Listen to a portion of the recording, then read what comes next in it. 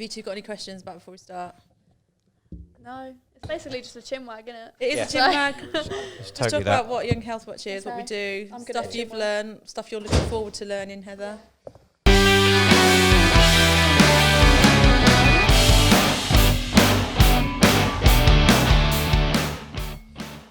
Hey there, everyone. This is Adam here with the Hear2Listen podcast. A little bit distracted there by I didn't sort my headphones out, so that was really loud.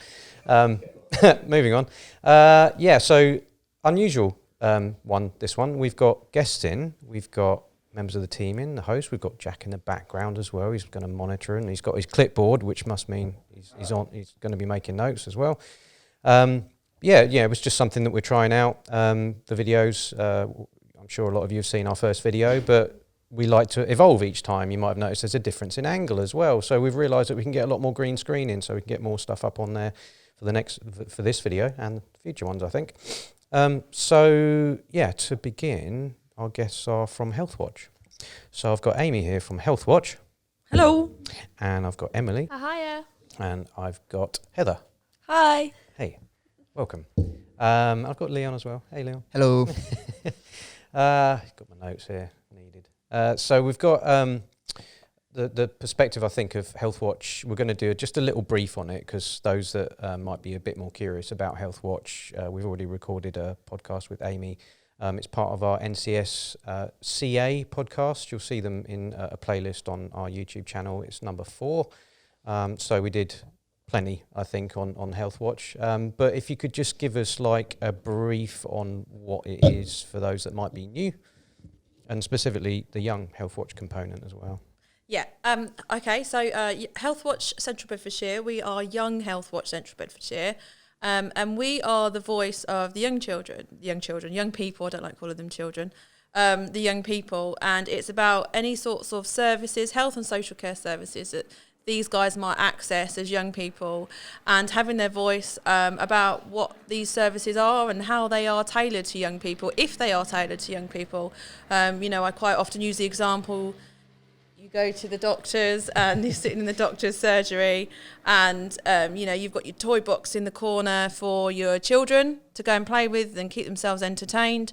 You've got your magazines for your adults, your House Beautiful and all, Men's Health and everything else. What exactly have you got there for young people? And it's just about that experience, the whole experience of, transitioning from a child to a young adult, being able to make your own doctor's appointments and stuff. Do they support you in that? Do they encourage you? So many young people are scared of picking up phones these days to actually talk to someone and make an appointment.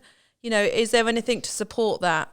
And then we also we do a program called the 15 Steps program, where we have been invited, and we were last year, went into Bedford Hospital, where these guys were able to walk around the children's ward, the outpatients unit, and also sample lunch and everything provided by the hospital, and to give their feedback on that and whether they thought it suited young people, what could be done by the hospital to make it more of a better experience for a young adult rather than a child, where you've got lovely cartoons and stuff on the walls and stuff. And there were quite a few key points that they picked up on their visit that the hospital, we produced a lovely report on it. Emily, who's with us today, actually came along to the trust board meeting at the hospital to present that report. And there were some really sort of big, important people there. It was quite scary. But we presented that, and they've taken that on, and the recommendations that these guys made, and they're actually actioning it quite a lot already. They're actually changing a few things already. We were due to go to Luton and Dunstable Hospital earlier this year, but unfortunately, due to circumstances, we haven't got there. So things like that. We've got a couple of other things in the pipeline. We went to the sexual health clinic in Luton, and we did a walkthrough experience there. We've also got a couple of other things coming up, hopefully, as things start to lift a bit now. So, we try to change things for the better. We don't just look at the bad, though. We do look at good services and stuff as well, and report back as well. Mm-hmm. So, that's in a nutshell what we do. Nice, good overview there. And I wanted to go back to, you mentioned about young people are kind of afraid to make those appointments. Why would that be? I'm not sure, to be quite honest. When I just think back to when I was young, I had no issue with picking a phone up and making an appointment. I think it's maybe a confidence issue. I think a lot of stuff is done online now as well, so there's maybe not the need to pick up a phone as much. But then, if they don't need to make a phone call, do the doctors have the facility to be able to make appointments through apps and things like that? But it's just that encouragement. I don't know, is it a confidence issue? We're more aware of things like anxiety and depression and issues in young people's mental health these days. Is it more that these are more apparent now? I'm not entirely sure. Is it more that the schools could be doing as well? You know, they have, is it PSHE lessons? They're life skills. You know, should schools be encouraging life skills a bit more? I'm not entirely sure why young people are scared to pick up phones these days. We do see it as well. So when we run the NCS program, so part of like their volunteering and project work, we have to get them, we try and get them to phone local companies, local charities and stuff like that. Yeah. And like the hesitation in their eyes, you can see it when you're like, you're saying it to them. Even my little sister, she doesn't even like going on the phone to my nan for no reason. No. But yeah, we try and encourage those life skills, but we see it. I don't know why either. It's just I don't know if it's a resilience thing. And again, we live in a world now where young people especially, it's all about WhatsApp and instant messaging, isn't it? So I don't know, when I was younger, like you say, phone calls with your nan, I would always pick up the phone and I would always talk to my nan. I'd always talk to my aunties, actually physical phone calls. Is that something to do with it now? Because of society these days, it isn't. You don't have to call people as much. It is more about instant messaging. I don't know. I'm aware that we're speculating as adults, and we've got two young people in the room. Yes, we have. It might be an idea to bring in. Definitely. I'll start with you, Emily. Have you got any thoughts on that? I was just listening to you saying about calling businesses, and I was just like, no, thank you. I don't know what it is. I'm a really confident girl, but when it comes to being on the phone, I don't know. I think I'm just scared that, like, they're judging me. I don't know, especially if I call a business, like, I'm still so young, I don't really know what I'm supposed to say, how I'm supposed to sound, and I just feel like, because I sound so young, they're just going to, like, look down on me and be like, oh, like, she's just a child. Yeah. So I don't know. I don't even like calling my nan either.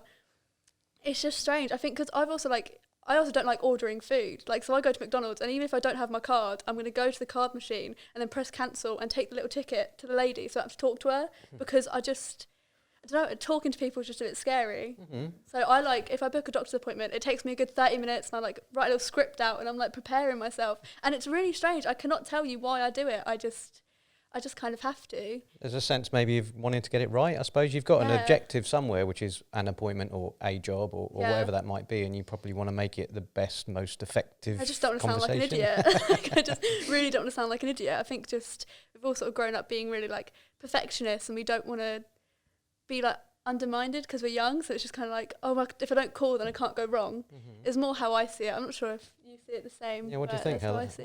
I feel the same. I don't know what it is, but I just get so much anxiety from being on the phone with somebody.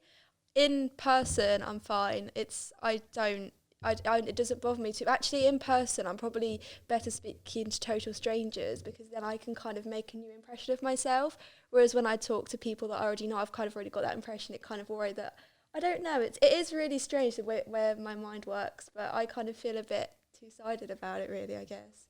I think there are people of a certain age, possibly my age, that might think that young people don't have that level of interaction because there's an argument, or you must hear it all the time, the argument for like, they're always on their phones, typey. The not practicing of those communication skills. Do you think that's anything to do with that? I do think that's it, because I don't, like, when you were younger, you probably rang your friends, whereas I would, like, if a friend rings me, I'm like, it must be an emergency. If they, like, were just going to ask me to hang out, it's going to be a message. So I think there's just something with, like, being on the phone, it'd be important, because we're actually just text it. And I think that's, like, adding to the anxiety. It's like, why are they ringing? Like, I don't know. It's just, I don't know, it can't really describe it. Yeah, I'd say, so, like, when I was younger as well, so I used to have to ring up, like, my friends, like, landlines, like, from my house phone, and then speak to their parents and then get to my friend to see what they were doing. Oh no. So I suppose like doing all those things from like being younger maybe just helps, but also worked in telesales, and maybe just a bit of advice. Like they always said, like, what's the worst that's going to happen? They can't come out the phone and like true. hit in the face or anything like that. Like the worst thing they can do is say no, like or anything like that. Just they can't hurt you down the phone or anything like that. That's the way they used to say I'm getting better. But it's like, even if they're the nicest person ever, you still feel uncomfortable talking on the phone. It's really strange. I don't know what it is, but I think it takes practice, and like for someone that uses the phone a lot, it's not necessarily a generational thing. I think I was very much in your position early on, as someone who's had a bit of anxiety in the past as well. And in the very, very early stages of setting up Hear2Listen, Dawn was the driving force, business partner, driving force behind it. I was somewhat underdeveloped, let's say, so I was like, I don't really know how to talk to people, all that kind of stuff. But what was required was I had to make loads of phone calls. Mm-hmm. So it was like, I remember like the early days were just tough, man, and the stumbling over words and I don't remember doing some preparation. That probably would have helped actually. But now I don't even think about it. So it might be less a generational thing, because we can all be a bit alarmed by, kids are always on their phones, so they're naff communication skills. But it might be that individual personalities, it might be, like you said, you're a bit preoccupied with what they might be thinking, which I think is not unique to your generation, I'd say. Yeah, I think a lot of people are worried about that, like, all the time. Mm-hmm. Like, every time they go out, like, because I worked in a petrol garage, and even then, like, every time I, like, did something wrong, I'd be, like, so apologetic, even if it wasn't my fault. And it was just more the fact of I was so worried of them judging me and then thinking bad upon me. I want everyone to like me, and I want, like, everyone to have a good opinion on me, which is probably, like, isn't that great, but, I mean, at least it makes me, hopefully I'm a likeable person. Probably very common though, yeah. I'd say a lot of people. Yeah, I was just going to try and sort of interject a little bit there. It's something that has been highlighted to us because, again, Emily and Heather will vouch for me. Within our work, what we do, they're always writing blogs. And I'm like, someone do a vlog for me, do a vlog. No one has ever actually done a vlog. And I've asked the question, why is that? Why do, these guys, I know Emily and that are in front of TikTok and that all the time. But to actually do a vlog, and I thought, well, why is that? Is it because these days in the society that you are so much more open to criticism? You've got online trolling and, anything. You can't say wrong for doing right. You really can't, I don't think, these days. And everyone will have an opinion. And because everyone's opinions is so easily accessible, either via instant messaging, direct messaging, or just even a scroll comments feed on a post on the internet, I think these Emily and Heather both said they just don't want that criticism. They don't want to be told what they've said is wrong or argued with. And I'm wondering, I wonder whether it's fear of that as well. I think we talked about that last week actually, about the sort of cancel culture is a common thing, and you've probably been very exposed to that. You've seen people go down in flames as a result of some post that they made, but we also speculated that maybe you need a level of support and engagement and subscribers to survive it. It's almost like what's his name, Paul. He went to Japan and there was Logan Paul. Yeah, Logan Paul did like a bad thing, but he survived it, as it were. Do you know what I mean? Some might argue he kind of thrived from it. Yeah, he kind of showed a lot of growth, which I think is why he's no longer cancelled. In the same way that happened with James Charles as well. If you guys don't know who he is, everyone hated him for like a year, and then he showed growth, and he's doing better than ever now, better than everyone who's like cancelling him. He's doing really well. So I think it is just a case of everyone online. It's like if you do something bad, it can be like quite minor, but if they aren't going to like not forgive you. It's like if you show enough growth, which is very difficult to show like online, obviously people in person will be able to see it, but you have to really project that online and you'll be forgiven kind of. It's not really forgotten, and people will always like hold that grudge, but a lot of people forgive you, and then that can help you thrive and feel a lot better. I know Doja Cat was close to getting cancelled as well, wasn't she? But now she's won the VMAs. She's won like Best Upcoming Artist. So it's like, I feel like we're saying, in a way, getting cancelled can almost make you thrive in a way. Yeah. Well, I wondered if there'd been something of an evolution. Maybe the early days was very cancel-y, but maybe there's been an evolution from that in terms of, okay, you've done something really bad, we're going to give you a little bit of breathing room, see if you can kind of redeem yourself and be genuine with it as well. Because I think we can spot that sometimes, when people are being kind of fake, trying to recover from the horrendous thing they've done. But that sounds like a good message for the new generation, really, that you can screw up, but you can also think about what you've done and figure out like a way through it and evolve from it. Must be a good message coming down. Yeah. I'm not really that linked to it. Cancel culture is so messed up though. Yeah, it's crazy. Have you seen a change though? Would you agree that there'd been like instant like deaths, as it were, social media deaths, but now is a bit more forgiving? Or? Yeah, it's kind of a bit, I think as well, it kind of depends on the influencer. Like Zoe Laverne, for example, she was absolutely slaughtered, and she still kind of is, but she's kind of gaining more followers day by day, and it's kind of, someone could be hated on so much but still gain such a large amount of followers. So in a way, it kind of comes down to whether people are hating on them just because of the reputation and not because of the growth of that person. So yeah, it's, I guess, and the way they use their platform as well, and how they and I get, it really does depend on the influencer and how, if they do make up for their mistakes. And it's crazy. It's a curious word, influencer. Is that like what they're called? You know, if you, influencer. Have you not heard them called that before? I've not heard that. Yeah. Really? Oh, that's like, because you have like social media influencers, so you'd call like YouTubers, they'd also be influencers because they use other platforms. Or like TikTokers, they could call it like China Media. Do you mean someone that's got a powerful enough network that they can boost somebody else? Yeah, so they like can right. influence people with what they say, so they're an influencer. They also like can promote things, and like there's just like stand up for the good, what's right. And and they're held in high regard, I guess, these people, would you say? Oh yeah, like, okay, 'cause you wouldn't want to be influenced by someone who's a bit that's why they're probably so heavily criticised, and they have to show so much growth, is because they're putting across this message to so many people that can be so young.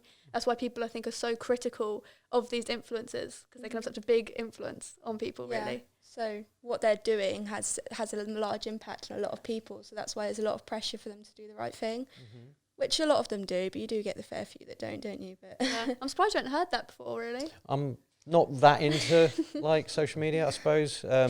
I think I regard it as a healthy distance, but you might argue that. But, you know, I've just got Facebook, and that's all I can manage in a day. Do you know what I mean?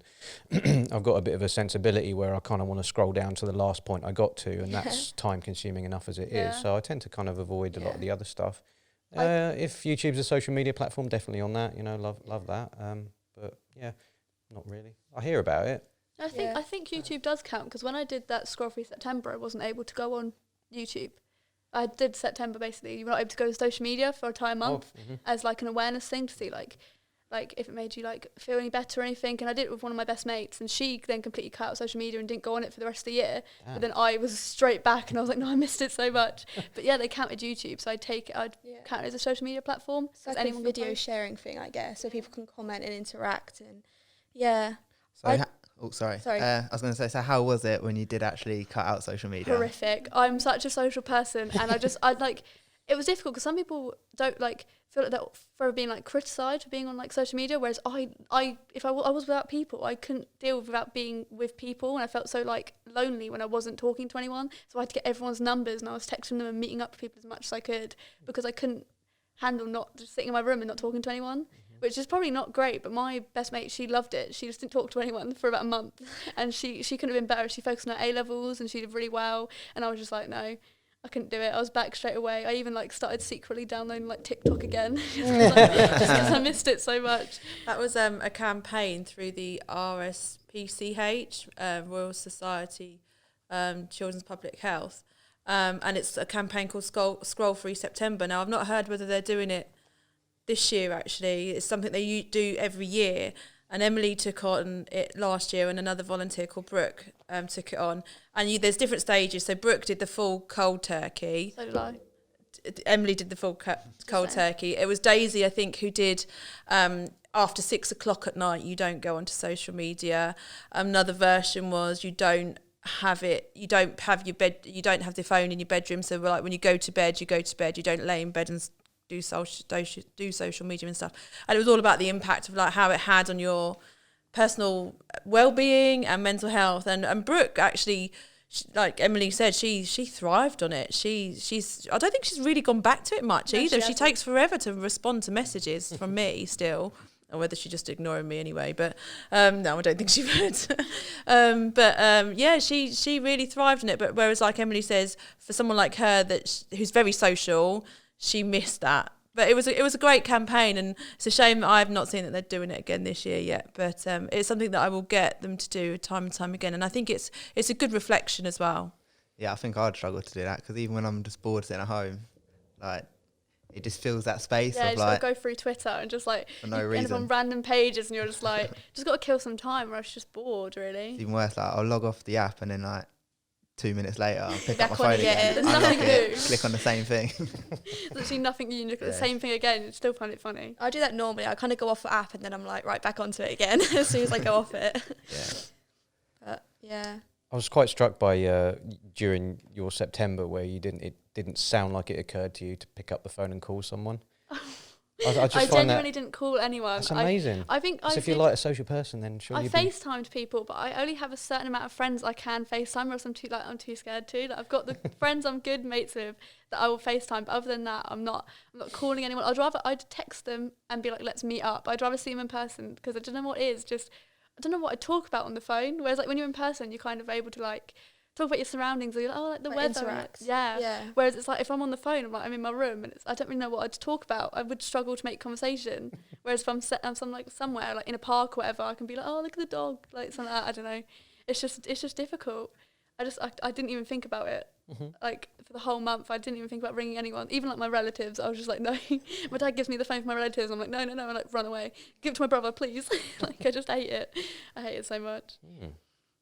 It's strange. Quite an experience for you though, like, and it sounded like you jumped straight back into it. And I know there's a book out at the moment, I can't remember the name of it, but Joe Rogan keeps talking about it with the addictive qualities of social media. And I think everyone probably feels that in some way, and they're aware that, okay, I keep returning to things. But there's a lot in the book about the physiology and all the chemical makeup and all the stuff that's going on, and advertising and marketing and all those things that attract young people to various platforms. And then obviously you've got monetary value attached to that with data mining, and it's like, whoa, when you think about this thing that's kind of crept up on us to a certain extent. I think we all wanted it, but when it's arrived, we're happy to sort of like give away all our data and all, you know, there's an exchange there that we seem to think is because of the advantages, I suppose, of it, we're okay with the disadvantages, it seems to me. We're in that point, apart from your friend who kind of, you know, tapped out mostly and has not gone back, which is kind of interesting that can happen with some people too. Yeah, but on that as well, so on each app as well, there's like hundreds of people. It's their actual job to keep you more attached to that app. So like you think about, they're having meetings on how to keep you more interacting with their own app and stuff. So I always just try and just hold back as much as possible. But at the same time, it is addictive, so you can't really... Jack's nodding his head in the background. Do you want to jump on? You got any thoughts on this, dude? Get your screen time up, show the camera. Probably got like 6.5 hours a day. Mine's probably, and I reckon 40% is on Instagram. in the peak of lockdown, mine was about 12 hours. It was so bad. Yeah, mine was very bad in lockdown as well. But I also had an Xbox, which probably took my phone screen time down, but built it up on my TV. Because the TV's not recording your screen time, I suppose. Yeah. Damn. Let's get back to like your role as volunteers, I think.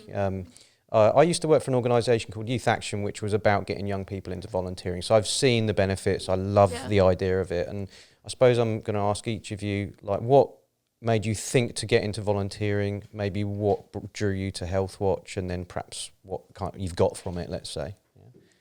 Whoever wants to start. I'll talk first, yeah.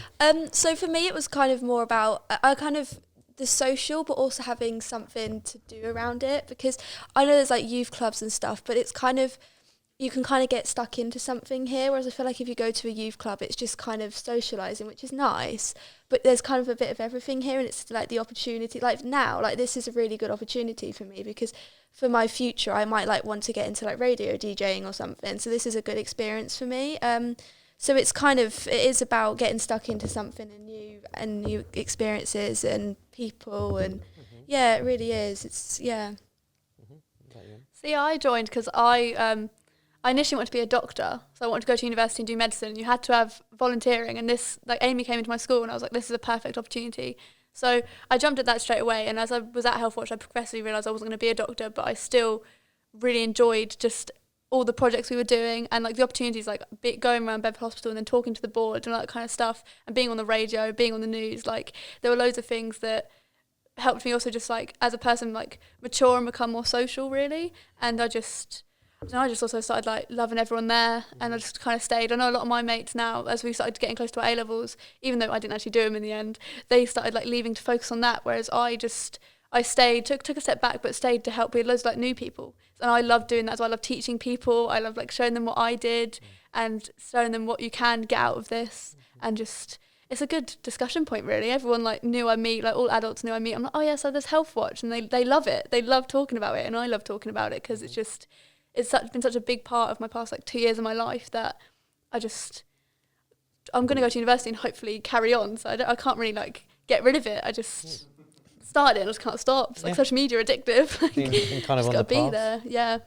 And it sounds like it's a volunteering opportunity that's got a lot of variety by the sound of it as well. Like you were saying, Heather, you know, you can go, you know, to a youth club or whatever, but it's kind of same-ish, I suppose. You know, you're in the same environment, for example. It's like it's a bit of something for everyone, really. You know, it's because I haven't been volunteering long. I've only been volunteering since November, and then we've had COVID, and but I've really enjoyed it. It's kind of just doing something a bit different because, like, I kind of tend to have the same routine to my days and weeks all the time. So it's kind of nice to have a bit of variety and a bit of sort of something else to do and to get stuck into. So it's something else to think about.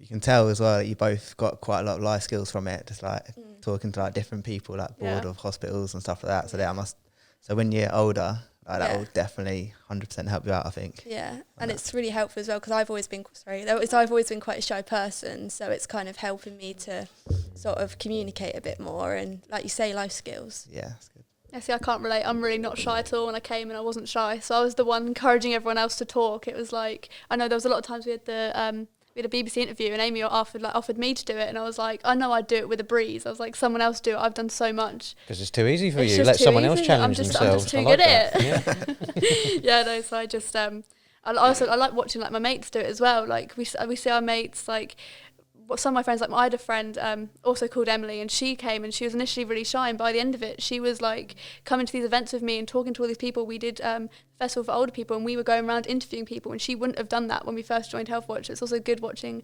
other people grow. And I like couldn't really grow much more in confidence, and if I did, that probably wouldn't have been great, but for her it was really nice seeing her. I've known her for like years, and just seeing her finally become confident was really lovely. I just tap on something Emily's just said. I mean, you say you're confident in that, but you won't speak to strangers or on the phone.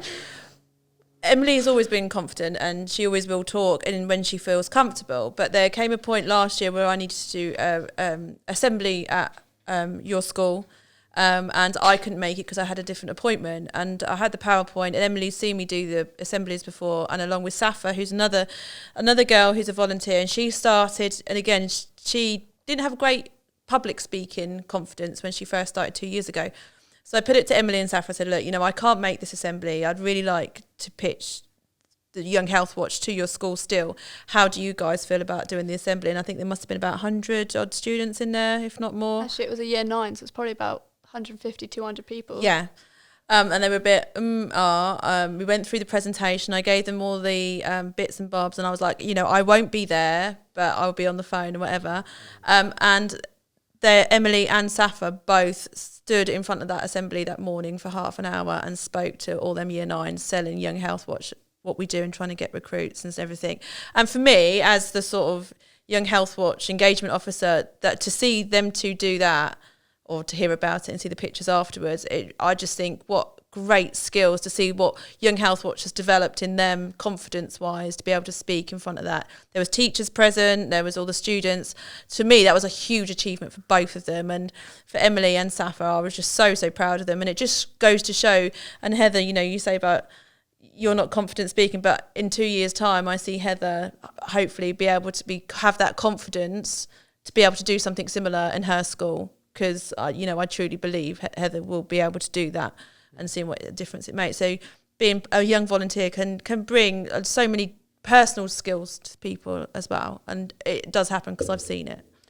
And I relate to that hugely in my last job, you know, the joy of seeing these people that have come in that were fearful and anxious and like giving them just a bit of support here and there. I had a guy come on that was very anxious, a bit autistic. He didn't do the interactions with people very well. So all it needed was for me to go there and introduce him to the person that was overseeing the volunteering, chat, you know, all good, facilitate, there, off you go, you know, and then like to see a few weeks later, it's just part of his routine now. He turns up there. He did like gardening type stuff with Shortmead House in Big. Yeah, and it's making these guys realise what, you know, that's what Young Healthwatch Central Beds is about. Is about their voice does matter, and it does have, you know, people do want to listen to their voice. So it's given them the confidence to realise that, and when they speak, people do actually want to listen to the young people. Rather than a bunch of grown-ups who think they know what young people want, because they don't half the time know. So, you know, it's just giving them that confidence and realising that.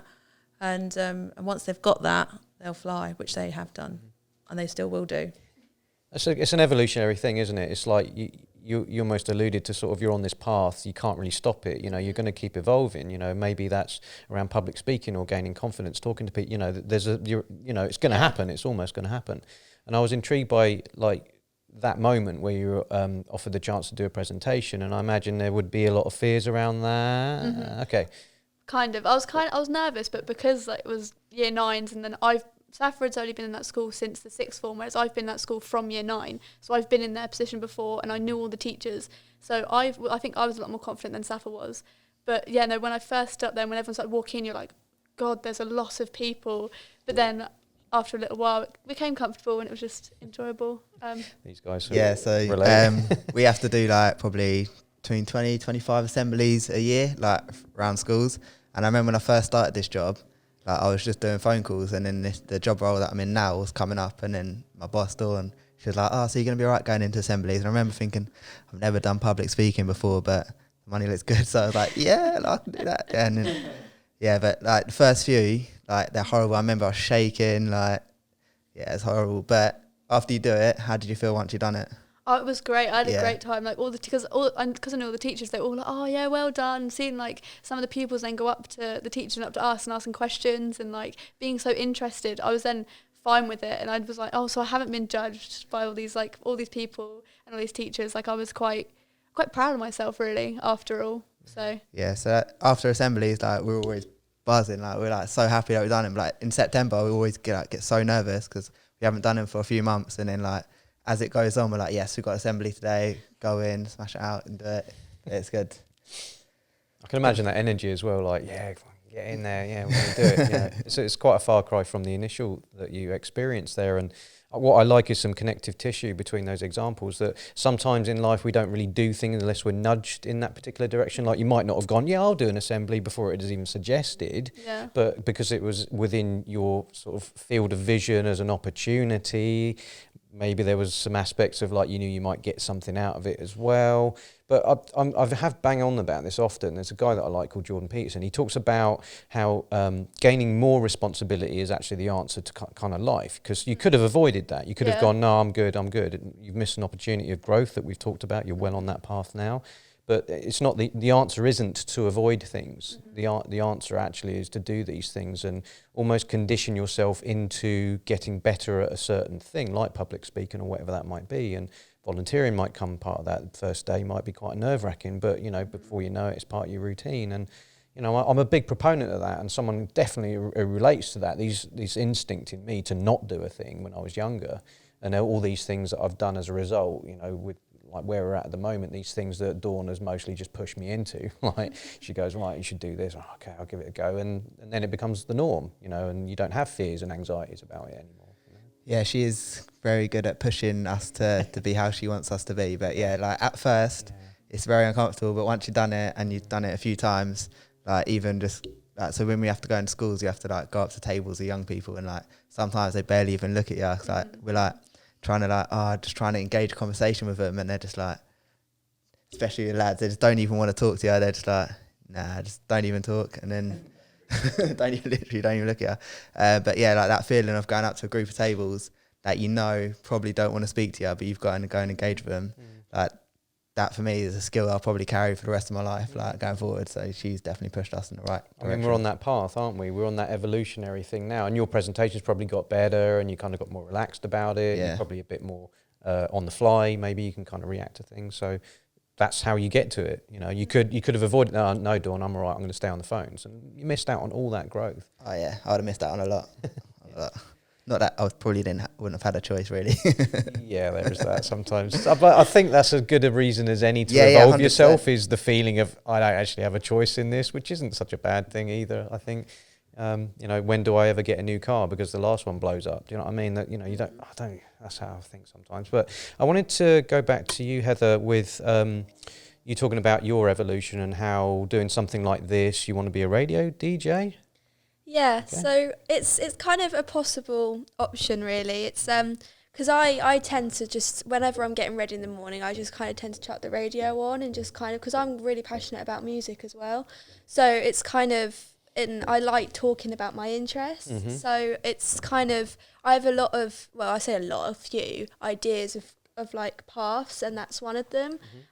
So one of my cousins, he's a DJ at a local station, and when he can, because of COVID, he's going to bring me into the studio and sort of I can, pick a couple of songs that he can play on his show, and I can be a guest and stuff. So it's kind of stuff like this and stuff like that I'm going to do. It's kind of really helpful for experience. It's a nice starter point for me to get going. And yeah, it's I don't know if you know, but Will Manning, who does the Capital afternoon show, he was on an Instagram live once, and I got accepted into his Instagram live, and he talked to me about how to get into radio and how to start getting experience and stuff. So it's kind of even stuff like that, to actually say that I've talked with like a pretty big presenter.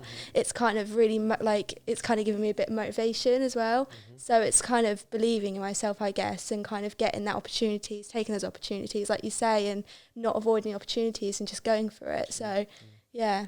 I've definitely learned it's better to do a thing than not. I think, definitely.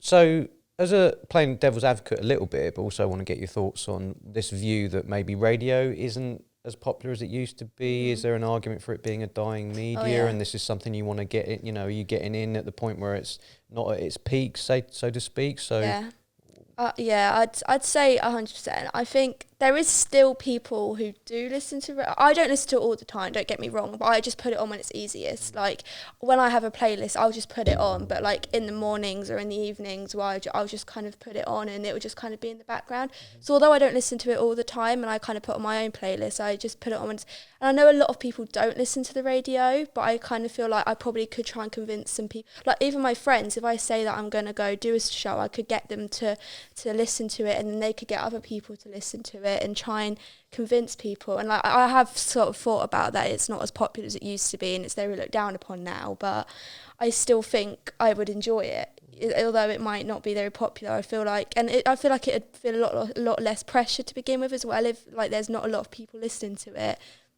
and it's not as popular. It's kind of not going to be as much pressure to begin with, and then I can try and like persuade people to start listening to it more as I get into it more and more. So yeah, and it's kind of same like with photography as well. Like photography is a dying sort of thing as well because of how good the cameras are on phones nowadays.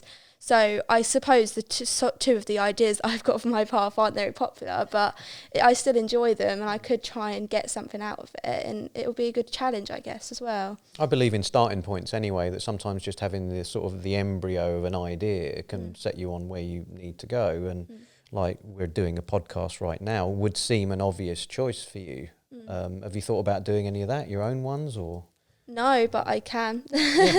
Yeah, I can. I sort of just kind of, even if I just record something on my phone, on like my voice memos or something, and kind of just have a playlist going and just kind of talk in between it and just get as much practice in as I can, to be honest, even if it's just like noting down things as I go along, like just that I see that I can talk about, and just kind of, just sort of noting down things that happen in day-to-day life that I can continue on to make something bigger, I guess. Yeah, that's the thing as well that we've noticed, is that growth seems to happen naturally anyway without you really doing much. It's just, you have certain guests on or a certain involvement, they'll share it with their social media, and then we'll link up, and that just influences, and you don't even realise it's happening. That's true. I mean, when I started, my first podcast experience was on Youth Action, the last project that I worked for, and literally was an iPhone between the two of us, record, do edity type stuff, mostly conversion. There was a conversion needed. I think you record audio, but if you want it on YouTube, you got to do a visual component of that. So there was a transfer thing. But like that, it's stuff that I never would have learned otherwise. And we were always keen on doing a podcast here as well. And all right, we've invested in a bit of kit as well, but it's still just as easy just to do it on your phone. And you've got to start somewhere, haven't you? So, just the practice. Yes, I mean, we practiced as well on Teams to start with. Microsoft Teams, we're just doing like four-way group chats on that through lockdown, just talking about movies and stuff, just trying to get practice on how to do it properly. Did reaction videos. Did a toilet roll challenge at one point as well. But it's like, because it's audio and visual for the most part, you can do all sorts, and I'm sure with YouTube you can just set up a YouTube and go for it, kind of thing. Why not? Part of your role essentially is to offer feedback to health services about the things where there's likely to be shortcomings. and I wondered what it might be like managing that relationship, you know, because it's difficult to kind of put into words, but, you know, are sort of the NHS, do they go, oh God, is Healthwatch coming again? They're going to tell us all these things that we're doing wrong. And, you know, how do you kind of manage all that? And is there any blowback from some of the things? Or no, quite the opposite, actually, because I think a lot of services are realising, as I've mentioned before, they want the voice of young people. They realise that they are probably not so hot on services and accommodating young children. I know Bedford Hospital have specifically highlighted after our first visit, they're really keen for us to go back to look at it a bit more in depth, you know, the transition period from being a child patient to an adult patient. There's, you know, that's a huge difference. And a couple of our volunteers have actually been through that, and they say, you know, it's not the greatest experience. You go from child services where you've got parents or carents with you all the time to then an adult service, and you literally, it's like you picked up and just dropped there. And Bedford Hospital are more than aware of this, and they want to investigate that further and to try and tailor it a bit better for the young adults' experience, to sort of, and it goes back to the whole phone calls and telephone, building their confidence up to be able to make their own appointments, to be able to attend their appointments. And Bedford Hospital is a big place, and that's one of the things we did highlight. These guys, I think it was you that picked up, Emily, wasn't it, about the maps? You know, you go into the hospital and the entrance. It's a maze. And it is a maze.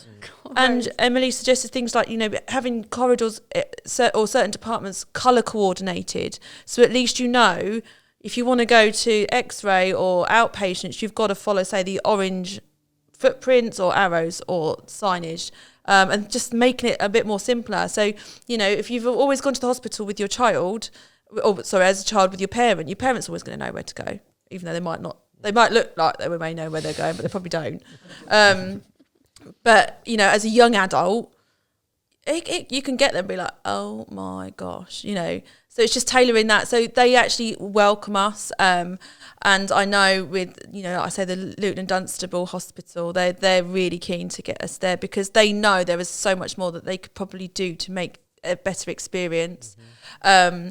Luton Sexual Health Clinic, they actually invited us in a couple of years ago. It's when they first moved from the Luton Hospital to where their service is now in the Arndale Centre.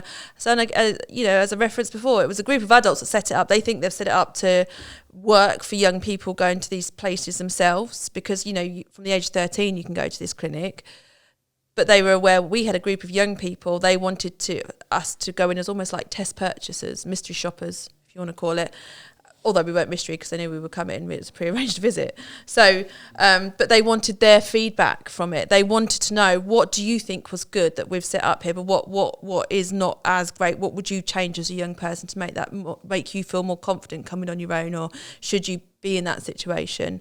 The CCG, the Clinical Commissioning Group, I mean, they're always getting hold of us. They've got a recent campaign through the COVID about young people, targeting young people especially, about getting them to be more aware of the, you know, social distancing guidelines, wearing masks, promoting it, and they've got in contact with us and they really want to get us involved. So you guys have had a lot of feedback with sending pictures, sending questions, and they love it because there's nowhere else that they know there's a group of young people that are willing to talk and provide. And this is what I say about my guys here. They offer honest feedback, and I don't change anything that these guys say. So yeah, it might go through me to get to whoever's asked for it, but I don't filter anything. I don't facilitate the process. I just facilitate it. I don't filter it. It's their word, because otherwise if I change it, it's not their words then, is it? Mm-hmm. So we actually have people coming to us. Some of the guys are part of what they call a Ready trial, and it's a big funded program at the moment to investigate whether exercise is a form of, I don't want to say cure. It's not a cure, a form of remedy or for anxiety and depression in young people. And they needed a steering group of young people because, again, they've set this trial up. They want to make sure it's right and it's pitched for the candidates coming in. So they, rather than adults design it, they've got the adults have got the idea of how it should go, but they want to know, you know, things like how they get the feedback from these candidates, should it be done like sitting in an interview, or should it be done on an app? What sort of environment should it be done with? So part of our guys have been asked to go and be part of that steering group to develop that trial, and hopefully that's going to be starting very soon. But they've designed the logo for it, all the paperwork that will get sent to all the candidates that referred to the scheme. They've gone through all the paperwork to say, no, that was far too long for a young person. 6 pages, far too long. That question wasn't relevant. That's the same as that. They've even tried to get parents involved as well. From a parent. So, no, I don't. We've not really come across any resilience from any services, to be fair. The LGBTQ piece of work that we did with Groundwork East, that's even been included in a policy for the Education Authority for Central Bedfordshire, giving teachers a bit of guidance about an extra reading about where to go if they're unsure of how to sort of deal with the situation at school. Involving that sort of LGBTQ community, and that was a great piece of work. And the period poverty, we've never, touch wood, I've never been challenged at the moment on anything that we've submitted. In actual fact, it's been welcomed with open arms, and we've had some great feedback on the pieces of work these guys have done, because it is, people are like, oh my gosh, I didn't actually think about that, and which it is all about. So sounds like a real collaboration there. Yeah, no, I was just going to ask, are there any sort of changes that you guys feel like you've made that have really made a difference? Well, I mean, going back to the LGBTQ one, definitely. It's unfortunately there still was teachers or teaching staff that if a child came out to them and said they're part of this community, they would freak and be like, oh my gosh, you need to see the doctor, you need to see the nurse, and make silly comments like, what name shall I call you today? What are you going by today? Just things like that. And there's just the littlest changes.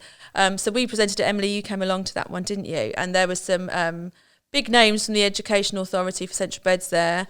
And one lady was in particular, she was like, well, these sorts of scenarios that you're talking about shouldn't be happening because, they're technically illegal, and people should have been reported and stuff. And the youngsters that made this report were like, no, actually, these are not things we've made up. These are quotes and scenarios that have actually been said to them at school.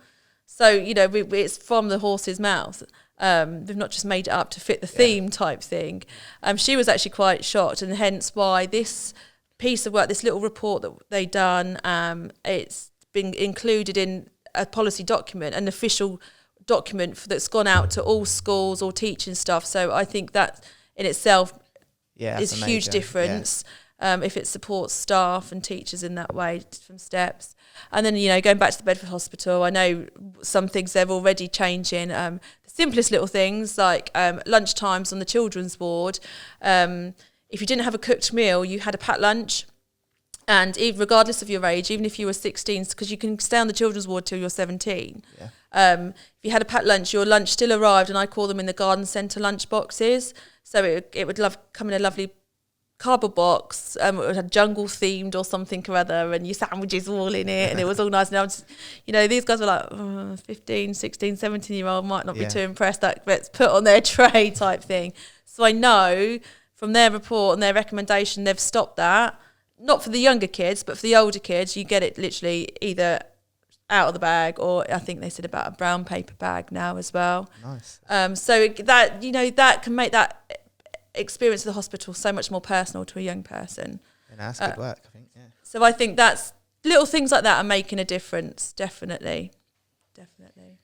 With your close relationship with the healthcare services at the moment, have you managed to take the temperature, so to speak, about how they're doing? Are they kind of under strain? How are they coping, with all the things that are going on at the minute? Have you had any input? I've spoken to Bedford Hospital a bit, and I've spoken to Luton and Dunstable Hospital because we were supposed to go there. Obviously, when it was big, they were under a lot of stress and a lot of strain, and I really did feel for them. I think they're kind of hoping it's starting to ease a bit now. What's it been like for you girls with from a young person's perspective? How are young people doing? Since March, there's been a lot of going on with exam stuff as well. Because I was supposed to sit my A-levels and I didn't. So there was a lot of just anxiety because of the whole situation with the A-levels, and then the government changing them and then changing back. It's just been an emotional roller coaster for everyone, really. And I know a lot of people who before like didn't have any mental health struggles had some quite bad mental health struggles throughout lockdown, just from like anxiety. And then like we all had these such big plans to be able to celebrate, and we were going to have our last day, and we had little like traditions, do a 3-legged race to the pub, and we weren't able to do that. And then I was going to go Magaluf, I was going to go Reading, there was so many plans that just weren't able to happen. And I think some people live their life needing that kind of stuff to be motivated, and that all was just taken away from them in seconds. Like I know when it first happened, I was just like in complete shock because I was so focused on my A-levels. It was my day-to-day. I was literally in school till 3 and then was getting home, revising until 6 and then just eating and then going to bed. Like that was my day every day of the week, and that was just taken away. And obviously when you do A-levels, you're very passionate about them, so all these people were just like, oh, but I'm not sitting them, oh, my teacher's going to think, like, so especially for my year it was a massive struggle. And even after getting results, and you felt so like, oh, I could have done better, and they didn't get in, and then even when it changed, their places was then gone even though they got the right grades in the end. Like it's all been an emotional rollercoaster for everyone, but hopefully everyone's kind of calmed down and everyone's found their path and is just looking forward to the next stages, really. I think everyone will look back on it and hopefully have grown a lot about knowing themselves and knowing what to do if you are put in a situation where everything is just taken away from you in seconds, and you've just kind of been thrown in the deep end and everyone's had to learn to swim, really. And I think a lot of people have come out the other end a lot better. At least I hope so anyway. I know I have, and I know a lot of my mates have. But I know I'm quite lucky that most of my mates got into their university, so no, I've not really had to see anyone go through that struggle too bad. But I have heard about it online and seen a lot on social media of people who then when their grades were changed, they had the right grades, but the university had already given away the place. Yeah. And so it was just so, like, it must have been so bad for them that they know that their teachers had given them the grades that they needed and the grades they probably did deserve, and then the government just dropped them down by like 2-3 grades. And it was just, yeah, it was not a good situation. But I think it's all calmed down now and everyone's found their path, or at least I hope so anyway. What about you, Heather? Yeah, I've got a lot of anxiety, not just from working at home and not being at school, but I've just found it really hard in general. Like, it got really bad for me to the point where if I saw somebody not social distancing, even if I didn't know them, I would get so upset. Like, it's kind of, I feel like out of everybody I know, I was kind of the person taking it the most seriously, and that really upset me because it was like nobody else was really taking it seriously, and I've sort of been really, really cautious around it all, and it's really sort of bugged me, really. And although there is good things that have come out of it, for me it has been really difficult. And it's kind of better now that things are starting to get back. But like Amy was saying, people are thinking it's not just because things are starting to get back, it doesn't mean it's over. And people really need to like remember that we're still in a global pandemic, and it's been really hard for me to realise that actually I feel like I'm the person that's taking the most seriously and nobody else is, really. I've seen people hugging each other, kissing each other when they're not from the same household, and that's been really hard for me, you know. It's kind of people I don't and then there's been people that have tried to stand too close to me or trying to hug me, and I've had to back away and say no, I don't want that to happen, because like it's and people just kind of need to be and most people are good, but sort of you do get the people that kind of forget and then you kind of step away. But you know, it's kind of about being respectful to somebody might be taking it more seriously than the other person. And I feel like it's been hard, and it's been really awkward for me as well, because although I know I'm doing the right thing, it's been really hard for me to say no, don't do that, you know.